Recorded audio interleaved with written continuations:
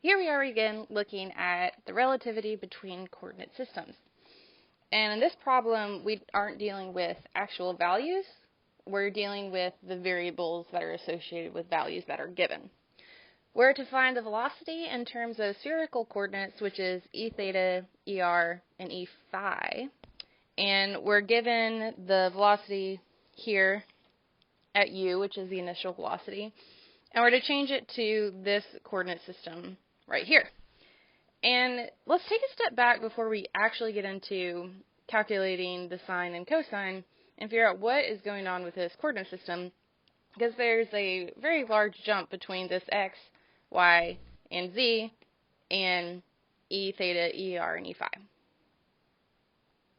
Okay, so if, taking for an example, if you're at the beach and you have some water, you have a nice float, and you're here, and you have a condo, and you're trying to explain to a friend where your unit is.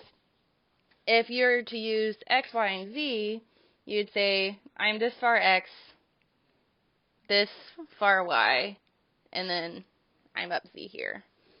But in real life, if we are at a point here, we would never explain where we are by pointing off into this x direction. That just isn't realistic.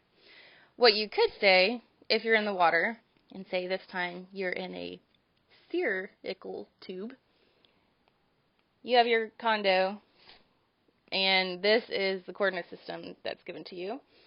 You could say, I am theta degrees by pointing your finger in the specific direction, and I'm up on the 10th floor in Z. So, in the end, you would get a capital R. You would have an angle theta and this magnitude going in the vertical direction. So what you've done here is you've converted this x and y into an angle.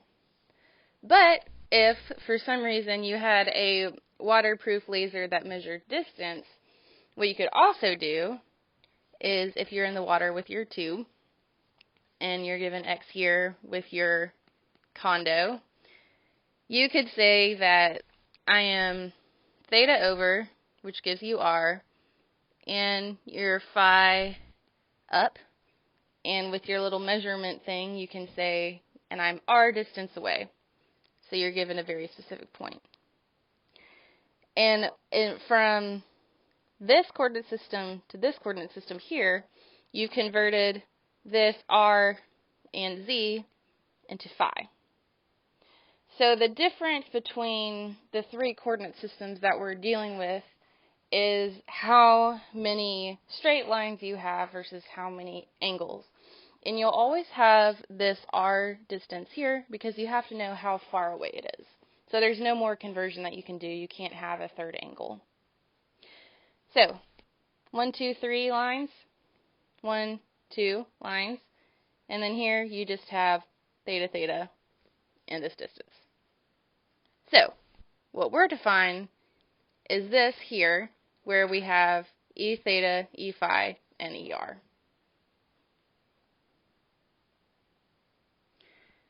And how I like to look at these problems is I like to break it down into parts. So we are given the x, y, and z. Instead of going straight to the e phi, er, and e theta, where there's 3 angles, let's just move over to where we're dealing with the 1 angle and 1 r.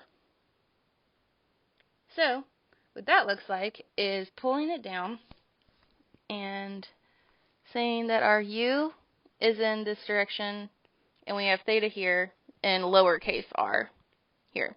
So let's describe what's going on with u in terms of theta and r. And like you've seen me do before, I like to pull it off so that now I have u here and e of theta, which is perpendicular to e of r. And we'll solve for u in terms of e of theta and e of r. And because x and u are parallel, we know that this angle is theta here. Now, what we want to be sure that we do is we make the line opposite of theta in the right direction. And that will be parallel to whatever axis you're looking for. If you drew it in this way, that would be no help to you whatsoever, where this angle is 90 degrees. Because what we need is a line that is parallel to E theta. So we'll draw this line parallel to E theta with our 90 degrees along ER.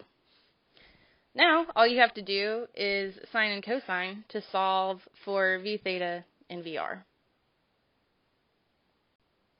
So for V theta, we will have negative U sine of theta, which is here. And for V lowercase r, you'll get U cosine of theta. And now that we have the two-dimensional version, let's move on to 3D. So what we start with, instead of starting with U, we'll start with the value of velocity in terms of E theta and ER. And what that ends up looking like is this original coordinate system, which we don't really care about. And we have ER here, and E theta going in this backwards direction. And then we have the E capital R, E theta, and we'll move E theta, sorry, this is phi. We'll move E theta up here, because transmissibility nonsense. And this is phi. Now all we have to do is convert our ER and E theta to phi. So once again, make sure that the line opposite of your phi is parallel to the axis you're looking for. In this setup, we are most familiar with drawing our opposite line perpendicular to the line in the xy plane. However, this is not helpful at all because that doesn't give us anything that we need. But if we were to draw a line parallel to E theta, which is perpendicular to ER, now we have something that's helpful. So this is not 90 degrees, that's an actual angle. When you're calculating coordinate systems, make sure that you draw in the right way, or else you'll get the wrong cosine and sine. And unfortunately, the only thing that you're looking for in this problem is cosine and sine. So if you mess that up, even if you understand the steps, you'll get a lot of points off. So, now we can calculate for V capital R, and these will be in terms of V lowercase r.